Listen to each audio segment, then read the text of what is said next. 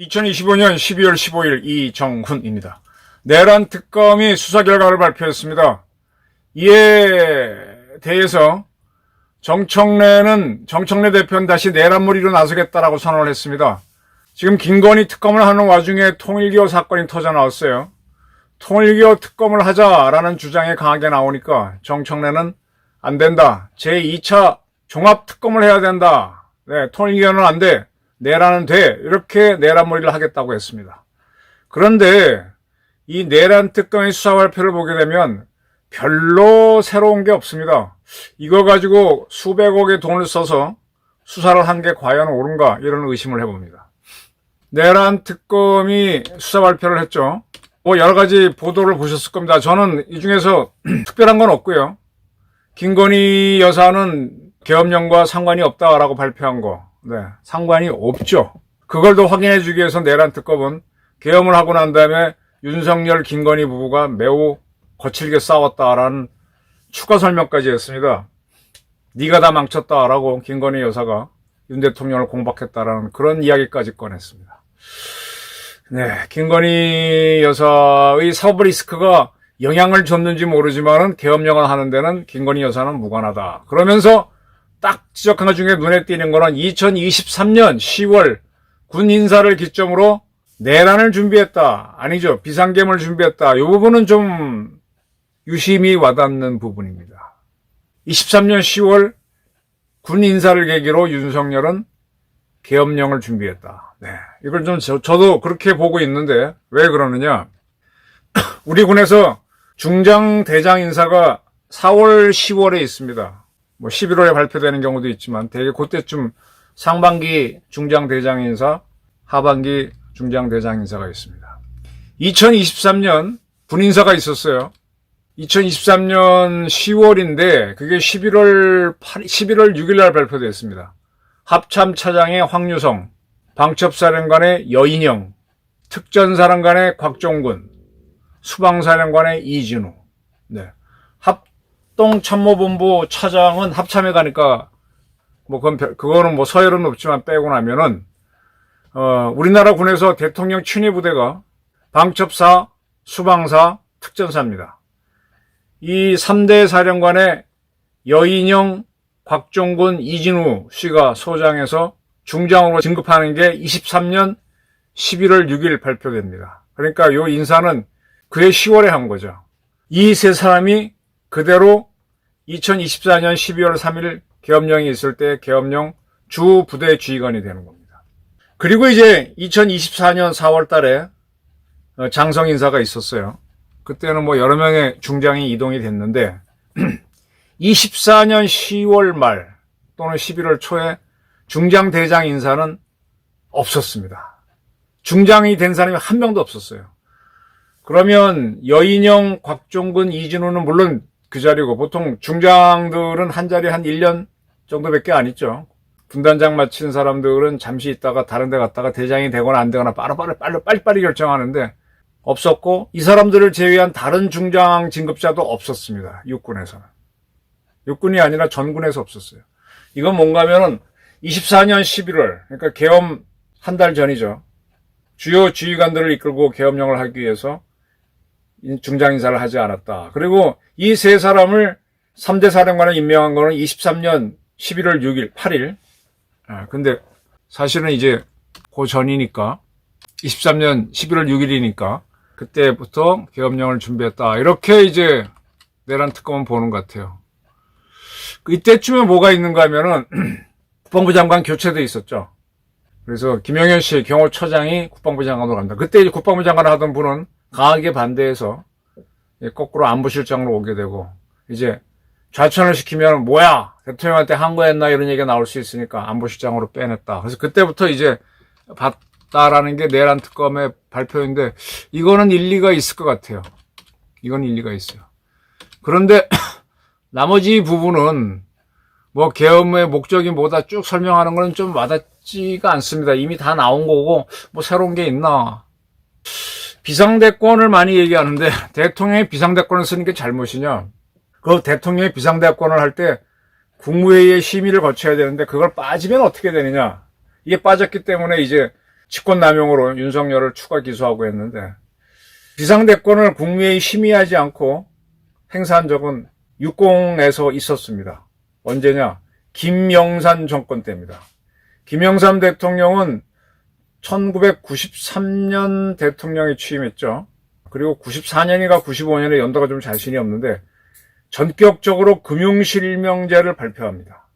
대통령의 비상대권을 이용해서. 그때 국무위원 장관이었던 분이 한번 얘기를 해주셨는데 갑자기 국무회의가 있다 그래서 갔더니 뭐 국무회의는 없고 뒤에 이렇게 앉게 하고 김영삼 대통령이 앞에 나와갖고 금융실명제를 발표한다라고 하더라는 거예요. 자기도 그 뒤에 앉아 처음 봤다는 거예요.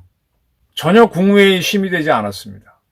그런데 국무회의에 참석하는 장관들은요, 그 자기가 참석했다는 사인을 쭉 하거든요. 근데 매번 사인하기 불편하니까 미리 사인을 해놓습니다. 국장이 이제 나와갖고 미리 받아놓는데 그때도 이제 미리 들어가면서 사인을 하고 들어가겠죠. 받아놓은 게 있어가지고 결국 국무회의 참석한 걸 나중에 꾸몄습니다. 근데 그때는 이제 대통령이 자기 갖고 있는 비상대권을 통해서 금융실명제를 발표했고 그게 워낙 충격이 커가지고 이게 적법하게 됐느냐 그건 아무도 따지지 않고 나중에 이제 국무회의 담당관이 장관들이 사인한 걸 토대로 심의했다라고 꾸몄다. 이거는 명백한 사실입니다. 그래서 지금 여러분들 한국의 부정부패 없어지고 한 게 금융실명제 이후죠. 네. 그게 된 겁니다. 5.16 같은 경우는 박정희 소장이 기획한 거니까, 집행한 거니까 국무회의는 있을 수도 없는 거고, 12.12는 전두환 소장이 정승화 계엄사령관을 연행하기 위해서 한 거니까 국무회의는 없는 거고. 그죠? 어쨌든 국무회의 없이 한 적은 있다. 그런 것도 내란으로 봐야 되는데, 그때 내란을 보지 않고 넘어갔거든요. 그러니까, 내란 특검에서, 그 다음에 또 하나 눈에 띄는 게, 조희대 대법원장하고 쥐기현 부장검사를 다 불기소 처분했습니다.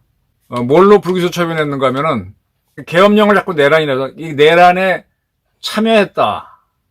조희대 대법원장하고 쥐기현 부장이. 근데 아무리 조사해봐도 내란 특검이 조사해봐도 계엄령이 선포되고 뭐 어쩌고저쩌고 하는 동안에 이 조희대 대법원장이 뭐 대법관들이라든지 이런 사람들을 모아서 회의를 한 것도 없고 하니까 뭐 한 게 없다. 아무 증거가 없다. 이 계엄령에 협조했거나 한 게 아무것도 없고. 일단 쥐기현 부장도 마찬가지고. 지 부장이 윤석열 전 대통령 구속을 취소했죠.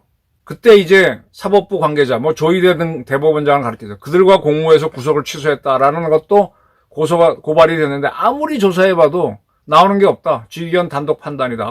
이것도 불기소. 법원에 대해서는 다 혐의가 없다. 이 계엄령과는. 네.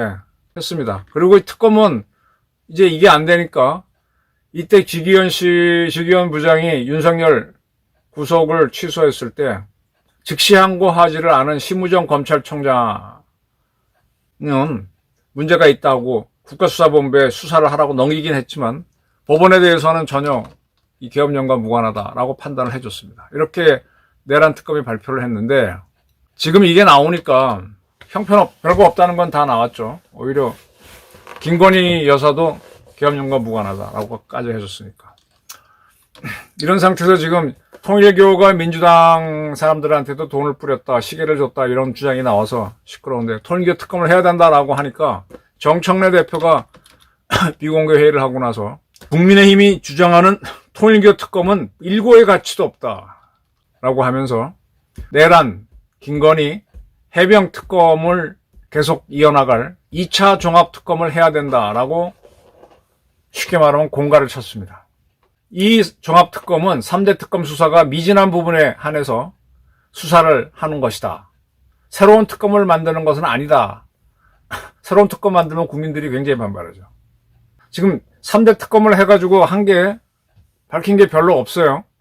그리고 거꾸로 하다가 지금 통일교를 건드려서 민주당이 코너에 몰리니까 그거 막기 위해서 정청래가 긴급하게 2차 종합특검을 할 수 있다라는 이걸 때리는 거죠. 그리고 이 종합특검은 사법부를 조사해야 된다. 지금 내란 특검에서 조희대, 쥐기현 두 사람은 전혀 혐의가 없다. 아무것도 나오는 게 없다. 그래서 불기소했음에도 불구하고 윤석열에 대한 분노가 조희대로 향하고 있다. 라고 하면서 계속 사법부를 압박합니다. 이건 뭔가 하면은 지금 쥐기현 부장이 내란 재판을 하고 있죠. 윤석열한테 중형을 때리라는 엄청난 여론몰이를 하는 거예요. 겁주는 거.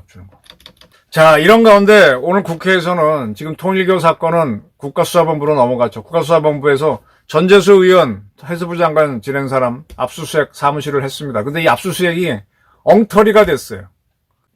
국가수사본부 관계자는 아침 9시에 와서 국회의원실 들어가려고 했는데 2시간이 넘은 11시간 넘어서야 들어갔습니다. 그 사이에 전재수 의원실에서는 파쇄기라 그러죠. 세단기라고도 하고 이 기계를 갖고 와서 그 안에 있는 문서들을 다 조각조각 잘라버린 거야. 그러면 뭐 그거는 아무리 해도 복원을 못 합니다.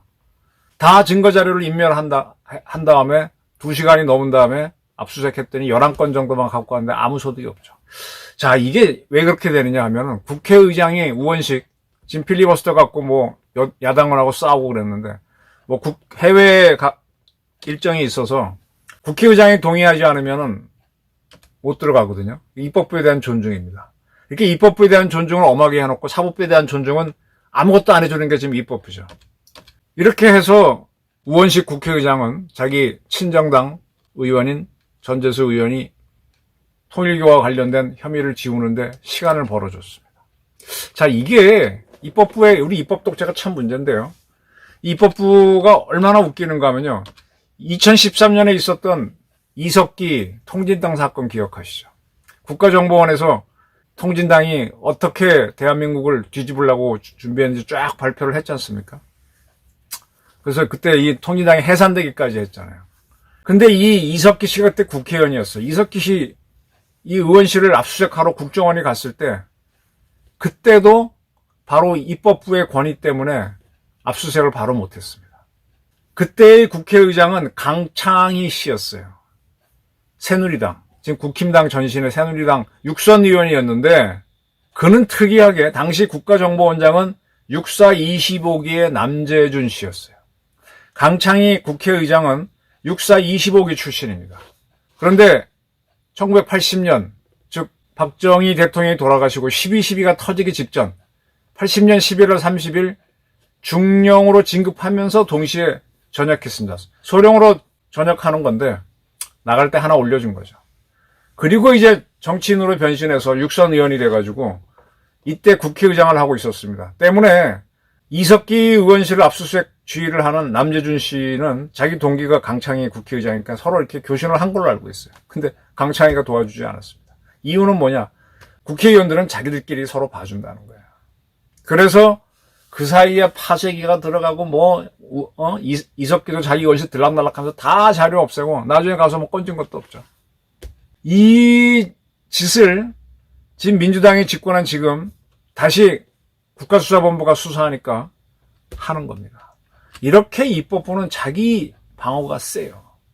그래서 한번 입법부를 한번 조사해. 우리 입법부 특검 한번 해봅시다. 국회 특검 하게 되면 진짜 엄청 많이 나올 겁니다. 국회의장 수사하기 위한 특검 한번 하거나 정청래 특검 하게 되면 정말 많이 나올 겁니다.